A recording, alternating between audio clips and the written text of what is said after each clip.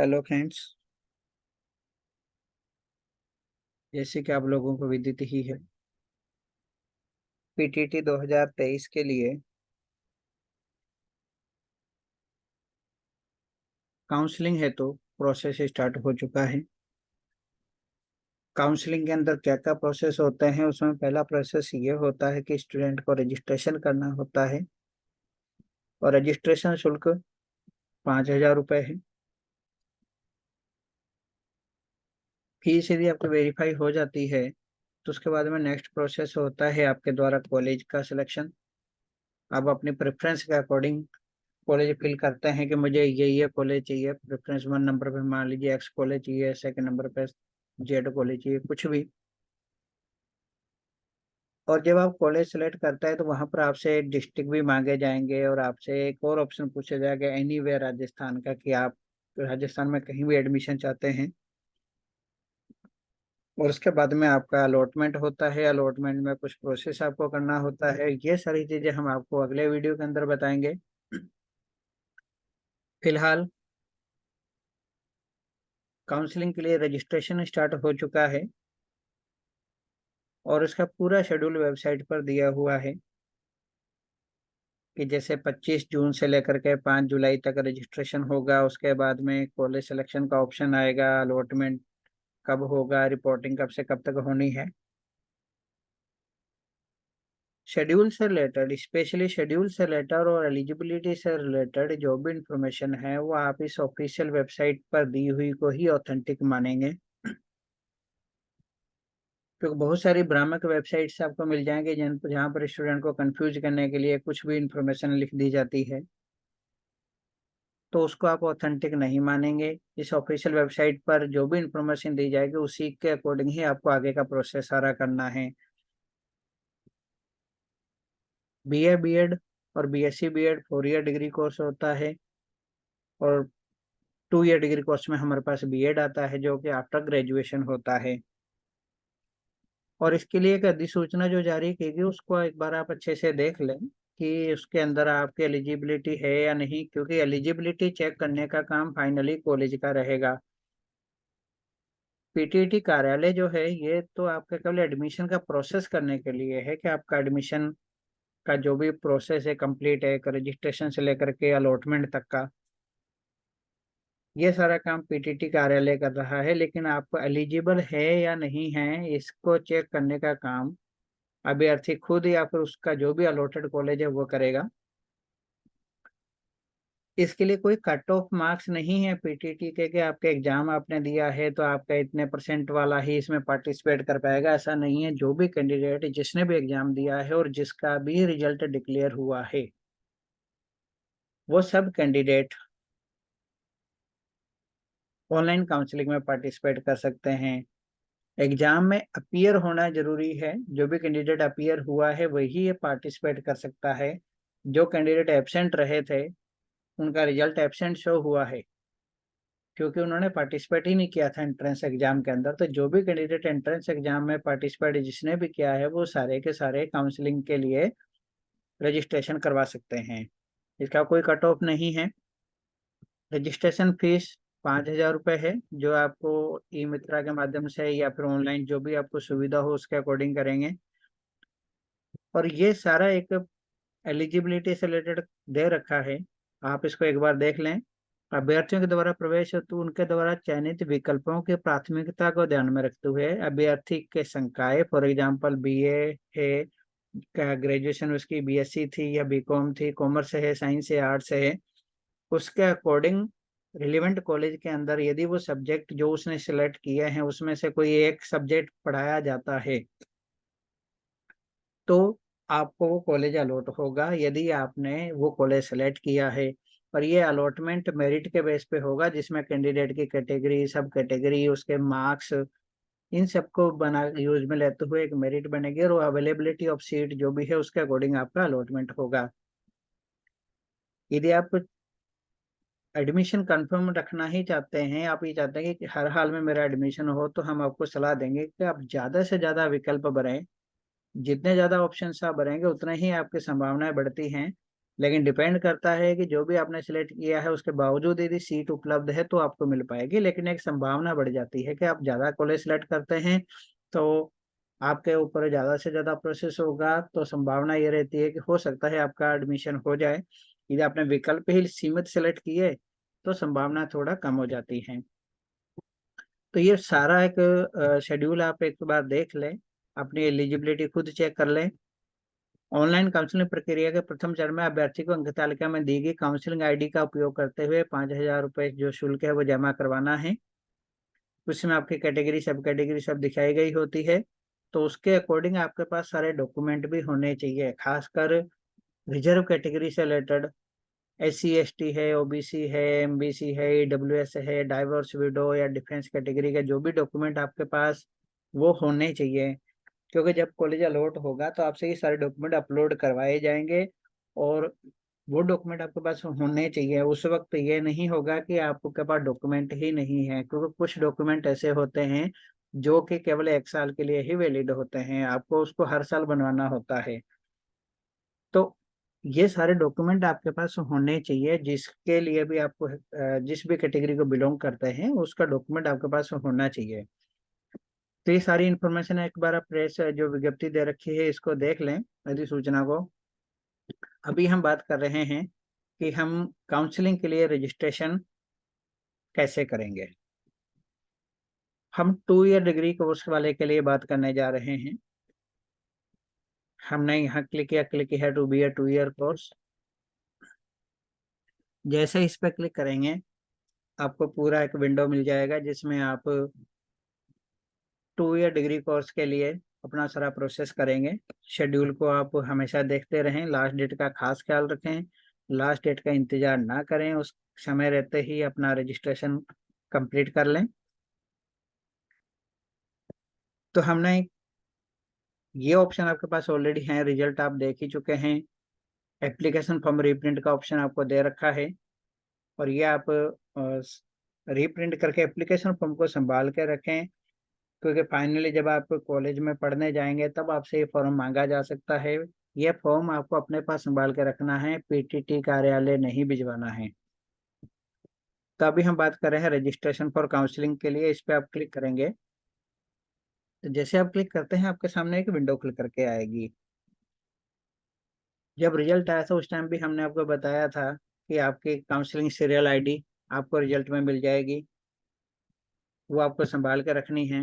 मान लीजिए ये हमारा रोल नंबर था और ये हमारी काउंसलिंग सीरियल ID है।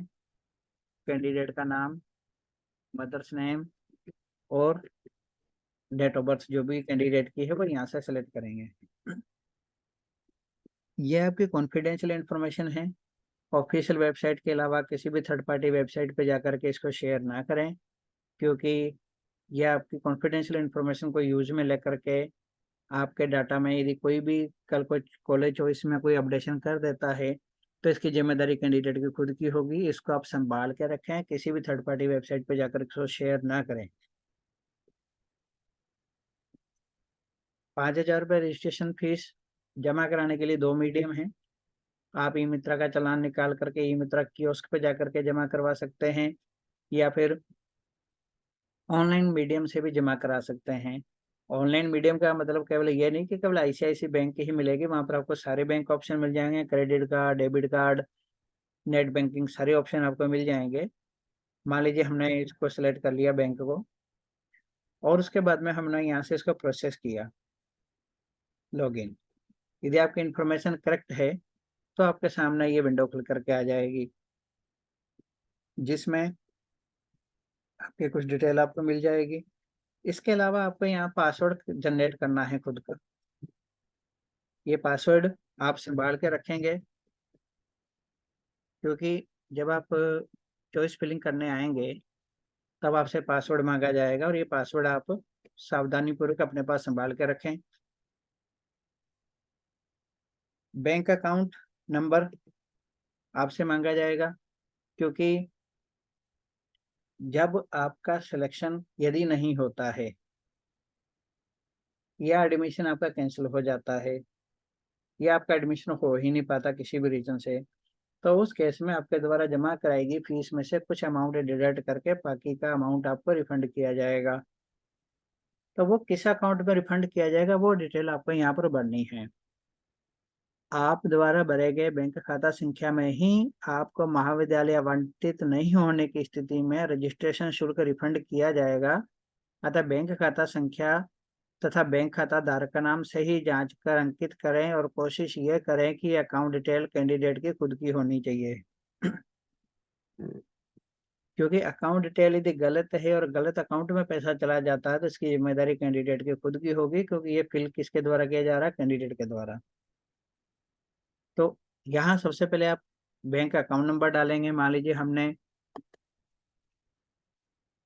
कुछ भी लिख दिया, जो भी आपका अकाउंट नंबर है। उसके बाद में अकाउंट होल्डर का नाम, कोशिश ये हो कि स्टूडेंट के खुद के नाम का अकाउंट हो।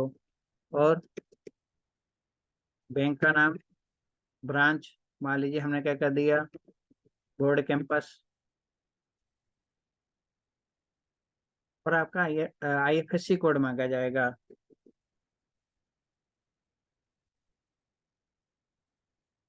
जो भी आपका IFSC कोड है वो आप यहाँ पर आप लिखेंगे।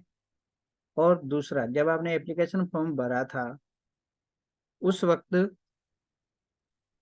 कुछ स्टूडेंट्स का या मैक्सिमम स्टूडेंट का ग्रेजुएशन का रिजल्ट नहीं आया था। अब काफ़ी सारी यूनिवर्सिटी का रिजल्ट आ चुका है।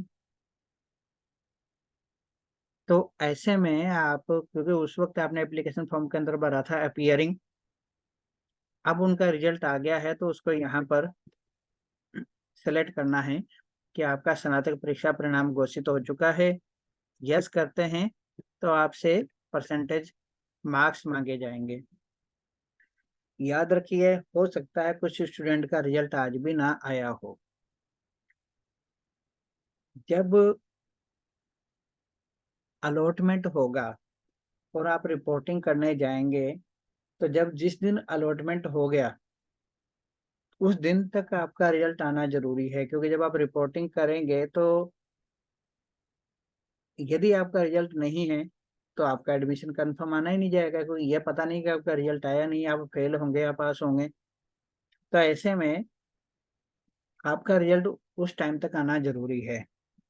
अभी मान लीजिए किसी का रिजल्ट नहीं आया है तो यहाँ से क्या सेलेक्ट करेंगे, नो सेलेक्ट करेंगे।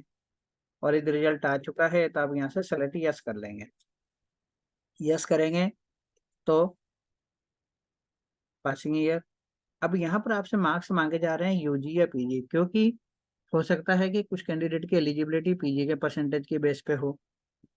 तो यहाँ पर मार्क्स लिखे जाएंगे। मान लो मैक्सिमम मार्क्स 1800 थे और उसका ऑब्टेन मार्क्स 1100 हैं या 900 कर लेते हैं अपन। ये मार्क्स की एलिजिबिलिटी आपको खुद चेक करनी है। हमने आपको पहले बताया था कि जनरल और ईडब्ल्यूएस के लिए 50% चाहिए और अदर कैटेगरी या सब कैटेगरी के लिए 45% चाहिए। तो इसके लिए हमने जो विज्ञप्ति दे रखी है उसको भी एक बार ध्यान से देख लो। उसमें क्लियर लिखा हुआ है कि एलिजिबिलिटी मार्क्स कितने चाहिए आपको। जैसे हमने यहाँ पर लिया, ये जनरल है तो जनरल के लिए 50% तो चाहिए ही सही। इसे कम है और या आप इंफॉर्मेशन या गलत फीड करते हैं तो जब आप कॉलेज अलॉट होगा तो उस टाइम आपसे आपके डॉक्यूमेंट अपलोड करवाए जाएंगे। और डॉक्यूमेंट अपलोड में आपको यूजी की तीनों मार्कशीट अपलोड कराई जाएंगी, first year, second year, third year, तीनों ही। तो यदि आप यहाँ इन्फॉर्मेशन गलत लिखते हैं और वहाँ मार्कशीट में आपकी इन्फॉर्मेशन मैच नहीं करती है तो आपका एडमिशन ऑटोमेटिकली कैंसिल माना जाएगा, क्योंकि कॉलेज आपकी रिपोर्टिंग करेगा ही नहीं। तो ऐसे में आपका एडमिशन कैंसिल हो जाएगा। इसलिए जो भी इंफॉर्मेशन फिल करें सावधानी पूर्वक करें और एक बार जांच लें। खासकर पासवर्ड जो भी आपने लिखा है इसको आप याद रखें, ताकि आगे के प्रोसेस में जब आप काम करें तो आपको परेशानी ना हो। इसके बाद में हम यहाँ से नेक्स्ट करेंगे। IFSC कोड 11 डिजिट का होता है। हमने यहाँ पर लिखा है, कम लिखा है, तो हम इसको 11 डिजिट का करेंगे। जो भी आपका IFSC कोड है सही सही लिखेंगे आप।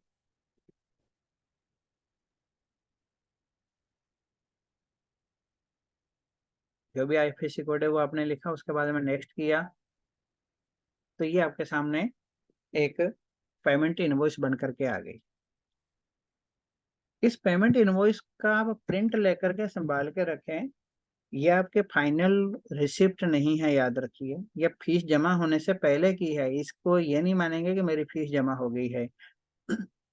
लेकिन इसका प्रिंट संभाल के इसलिए रखना जरूरी है कि आपके अकाउंट से पैसा डिडक्ट यदि हो जाता है, जब आप पेमेंट करने जाते हैं ऑनलाइन, पैसा आपके खाते से कट गया और पीटीटी की वेबसाइट पर आकर के वो वेरीफाई नहीं हुआ है, तो उस केस में आपसे इंफॉर्मेशन पूछी जाएगी कि अपनी वेरीफाई करने के लिए अपना चालान नंबर डालो, अपना रोल नंबर डालो, जो भी इंफॉर्मेशन आपसे मांगी जाएगी फीस वेरीफाई के लिए। तो उस टाइम आपके पास ये सारी इंफॉर्मेशन होनी चाहिए। रजिस्ट्रेशन पेमेंट इनवॉइस में प्रदर्शित सूचना सही हो तो ही फीस जमा करवाएं। आप इसको ध्यान रखें, ऐसा नहीं हो कि कुछ इन्फॉर्मेशन आपको गलत नजर आ रही हो। रजिस्ट्रेशन पेमेंट इनवॉइस, रजिस्ट्रेशन चालान नंबर, आप द्वारा भरी गई सूचनाओं की जांच हेतु है। ये फीस जमा की रसीद नहीं है। भरे गए रजिस्ट्रेशन शुल्क का प्रिंट आउट अपने पास संभाल के रखें। जब आप फीस जमा कर देंगे तो एक रसीद बन के आएगी, उसको संभाल के आपको रखना बहुत जरूरी है। आपका एडमिशन हो जाता है तो वो रसीद आपसे कॉलेज में मांगी जाएगी। आपका एडमिशन नहीं होता है, आपकी फीस जमा है, एडमिशन नहीं होता है, तो फीस जब रिफंड की जाएगी उस टाइम उसकी जरूरत पड़ेगी। या किसी भी रीजन से आपका फीस रिफंड नहीं हो पाई है तो आपसे वेरीफाई करने के लिए वो रसीद मांगी जा सकती है। इसलिए फाइनल रसीद जो भी बन के आएगी, क्योंकि 5,000 अमाउंट है, तो उसको संभाल कर रखना आपकी बहुत बड़ी जिम्मेदारी है।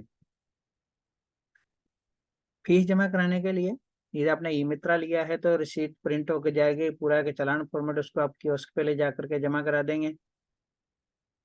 और यदि आप ऑनलाइन मीडियम लेते हैं तो मेक ए पेमेंट पे आप क्लिक करेंगे, तो जैसे इस पे क्लिक करेंगे आपको सीधा बैंक के सर्वर पर रिडायरेक्ट कर दिया जाएगा, जहां पर आपके सामने ये सारी ऑप्शन हैं पेमेंट के लिए। Net banking, debit card, credit card, UPI, ये सारे ऑप्शन दे रखे हैं।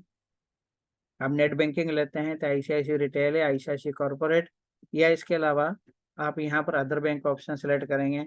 आप अदर बैंक सेलेक्ट करेंगे तो आपके सामने बाकी की सारी बैंक की लिस्ट आपको मिल जाएगी। उसमें से जो भी आपका बैंक है उसको सेलेक्ट करते हुए आप आगे पेमेंट कर सकते हैं।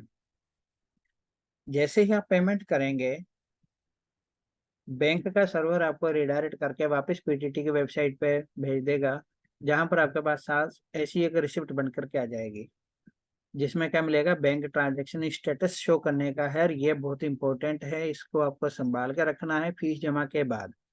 अभी हमने कैंसिल किया है तो स्टेटस क्या आ गया, फेल। यदि आपका सक्सेस हो जाता तो यहाँ ट्रांजैक्शन स्टेटस सक्सेस आ जाता है, यहाँ पर आपको ट्रांजैक्शन की डेट आ जाती है और ये ट्रांजैक्शन आईडी आ जाता है।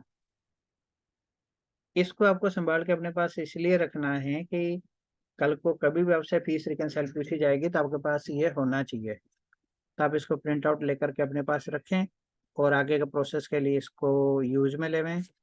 और लास्ट डेट का इंतजार ना करें, क्योंकि लास्ट डेट को रश रहता है। इसलिए समय रहते रजिस्ट्रेशन का प्रोसेस कंप्लीट करें। कॉलेज चॉइस फिलिंग जैसे ही स्टार्ट होगा आपको अगले वीडियो के अंदर बता दिया जाएगा। Thank you.